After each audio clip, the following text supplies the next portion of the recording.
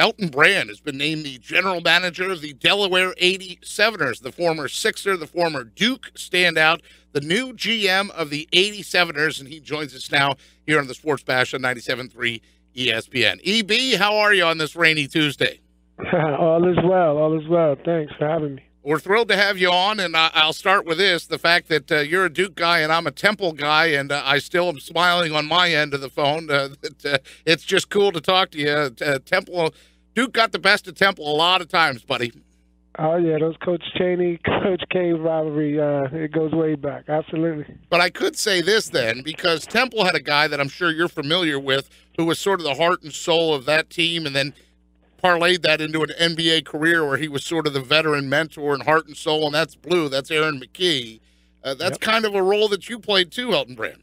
Absolutely, and I played with him and worked alongside of him, so I learned a lot from him. So you Temple guys aren't all that bad, because Blue's a great person. He sure, and you Dukies aren't all that bad either. Elton Brand with us here on the Sports Bash on 97.3 ESPN. So tell me about this general manager role with the Delaware 87ers. That's the NBA G League affiliate for the Philadelphia 76ers. You got to be pumped, man. I mean, you're usually smiling anyway, even on a rainy Tuesday, but boy, you got to be stoked to move into this role.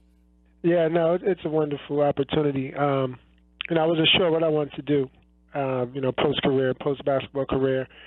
I was consulting with the Sixers and, the ownership group, Josh Harris, David Blitzer, Brian Colangelo. They gave me amazing access to some really high-level meetings, high-level decisions. I went to Chicago pre-draft. I went to Utah and Vegas for Summer League. And I really said, I can do this. I really enjoy doing this. I had some offers from other teams for assistant GM on the NBA level, coaching on the NBA level, and I passed on those opportunities. So I decided not to pass on this one. Elton Brand with us. Well, let's get into it a little bit about your role, because you've been a consultant for the Sixers in the past, focusing on player development. So what can you tell us about maybe some of the under-the-radar guys that might impress fans this season? Oh, yeah, definitely. We have some, we have an announcement that should come out today or tomorrow. We have a NBA champion coming to our G League team. Mm-hmm. Guys, Charles Jackson is going to return the player. Aaron Harrison, we're working on him. James Webb's been in our program for a while. But where I see me and the Sevens benefiting most to the big organization, to the parent organization, is the development of guys that come down, guys that are working to get minutes in the NBA instead of sitting on the bench. They'll have a great opportunity to play for us. We're talking with Elton Brand, and if we're talking about development, we're talking about where teams were and where they are now. I guess we have to ask you about 2015 and 16. When the Sixers brought you in, that team was on its way to winning only 10 games. And, of course, the narrative at that time, a lot of gloom and doom around the organization. They needed a leader. They needed a veteran presence. What was it like when you walked in the door? Was it as bad as maybe some of us in the media were making it out to be? Yeah, it was tough. It was a tough situation. The city wasn't, too proud of the team at the time. There were some off-court incidents that happened, but, I came in there. And the mood, though, Coach Brown keeps the mood light, keeps guys working hard despite, 5 or 6 wins or whatever it was. So that's why I'm really proud, and I'm glad he gets an opportunity to play. He gets an opportunity to coach such a talented young team, because he deserves it. Very much so. Elton Brand with us, and we heard that from a lot of the guys we talked to last week during the Sixers Summer Short Tour. One of those guys was Jahlil Okafor. Mm-hmm. And Mike Gill, the host of this program, and myself have gone back and forth about Ja's skill set in today's NBA, because, the days of, say, the Karl Malone, where you just turned your, back around and then they fed you in the low post and you dominated a guy, or Stockton, I guess, fed it to you. Those things, you don't see that much. It's a point guard-driven league. I guess my question to you, Elton Brand, is Jahlil Okafor, is there a role for him on this Sixers team? Do you see him fitting into today's NBA? He's lost weight. So you saw him down at the shore. He's lost about 15, 20 pounds. He's moving great. You're right. There's no more big, banging plotters around that you have to worry about, like a Shaquille O'Neal or something like that you need that kind of weight and girth. So now he's a lot lighter, and he does have an uncanny skill set to score. He's a scorer around the basket, out to 15 feet, but he's a scorer. And I think as long as he can stay healthy, I think that can translate to him helping, an NBA team, and hopefully the 76ers. Elton Brand, 17 years in the NBA, parts of 5 seasons with the Sixers, 263 games, 220 of them starts between '08 and 12, and then 15-16, reaching the postseason twice. He's on with us here on the Sports Bash on 97.3 ESPN. I say the postseason, boy, well, the hopes are high when you have a guy like Ben Simmons on your basketball team. And last week, Mike and I, we saw that video where he played in that like Australian pickup game or something.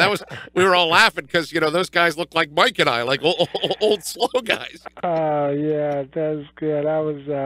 He dominated those 5'6" guys. That's what he really dominated those guys. I think one may have been 5'11", but he dominated. So, what skill set, Elton Brand, do you think that Ben Simmons will have that'll impress the Sixers fans the most this season? Oh, his passing ability. No, it's guys have to be aware and know that the ball is coming. Like, he puts it in your hands and you're not even looking. Like, it's just a special talent that he possesses. But he's working on his overall game, his ball handling, his passing. He's working on his shot.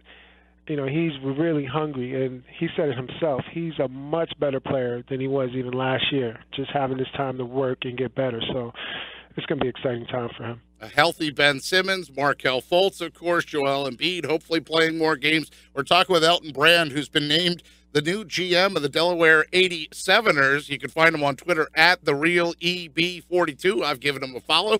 Hope he'll follow me back, even though we do have our Temple-Duke rivalry going on. Elton, let me ask you this. You were on the last Sixers team to win a playoff series back in 2012. I mentioned that when we were bringing you on. So since you've seen sort of the whole picture, do you think the Sixers should have stuck with that group and built around guys like Iggy, Drew Holiday, Thad Young, Evan Turner, or ultimately was it a better decision to break it up and go down that road they ultimately went down, which, of course, we know what fans call it. I won't even say the phrase, but you know what I'm talking about. I actually know what you're talking about, absolutely. First thing, though, let me get back to the Twitter. That's not my Twitter. Aha! Yeah, We're so taking. I didn't follow you back. That's a guy from Dallas. Oh, the heck with him. Yeah, that's not the Real Brand 42 or whatever he had. I don't have Twitter, but yeah. So I don't know. I'll try to follow you back in another way. That's fine. That's fine. That team, going to Boston, Game 7.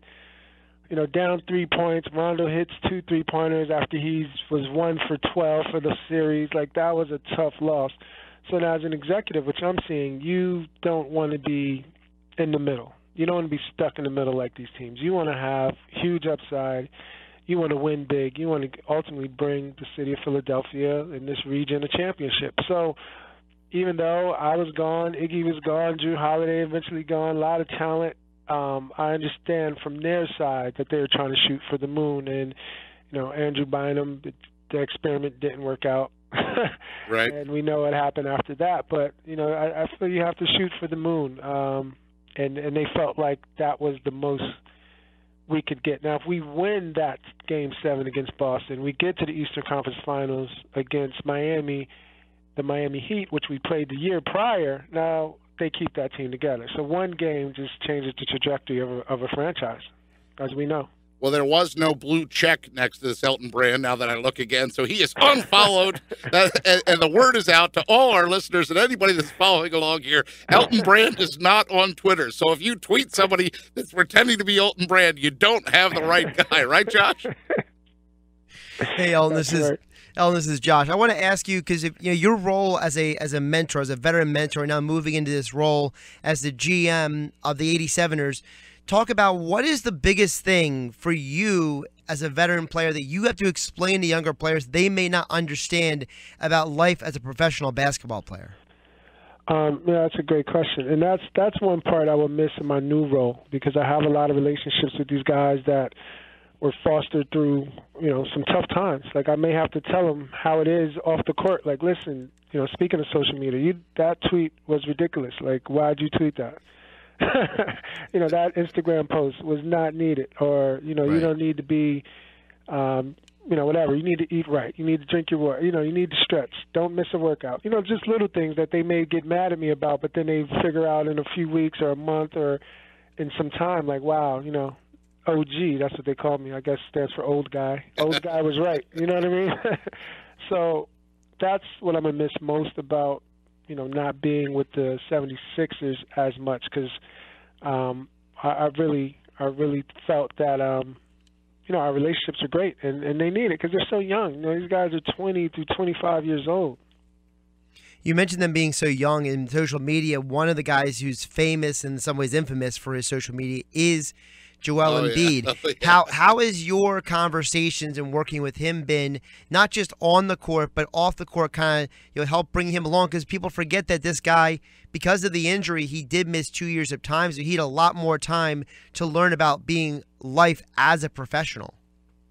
Absolutely. So off the court, we butt heads at times. He doesn't like what I say, but he always gets back to me eventually, and we talk it out. And like I said, sometimes he says, "You know what, you're right," and he even apologizes, like, "Yeah, I was thinking this, or that was a mistake. I shouldn't talk to that guy's dad, that rookie's dad. You're right. I shouldn't talk to him." He'll say something like that. And then off the court, he's working his butt off. I was actually in South Africa and worked him out with Dirk Nowitzki and C.J. McCollum, and he was going shot for shot. Now, we know what he could do around the basket. We know, but he's going shot for shot, three-pointers, off the dribble.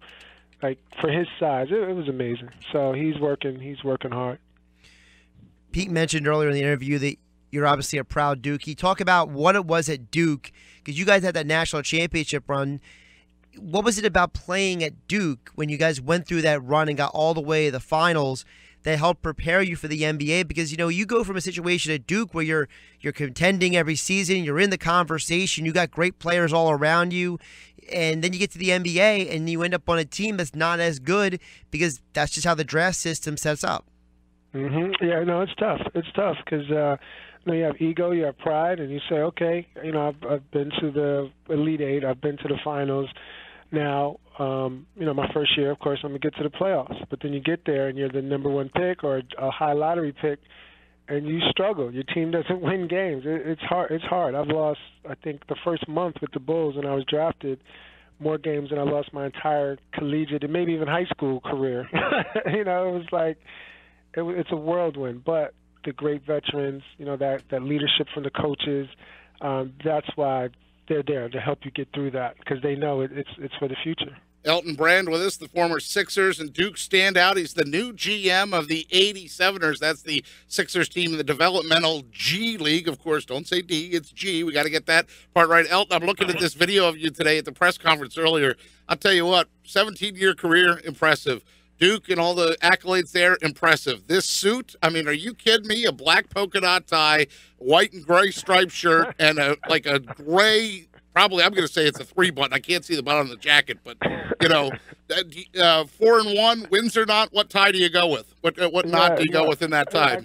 I go with the double Windsor, but I had to learn it on YouTube. I'll admit. I didn't. I go with the double. Hey, there's a lot of trial and error, just like playing sports. My dad gave me a thing when I was like 15, and he said, "Listen, you're too old for a clip-on, buddy. We gotta get you to learn how to tie the tie. Now, the day you learn how to tie a bow tie, Elton Brand, then that's the Super Bowl of ties, right?"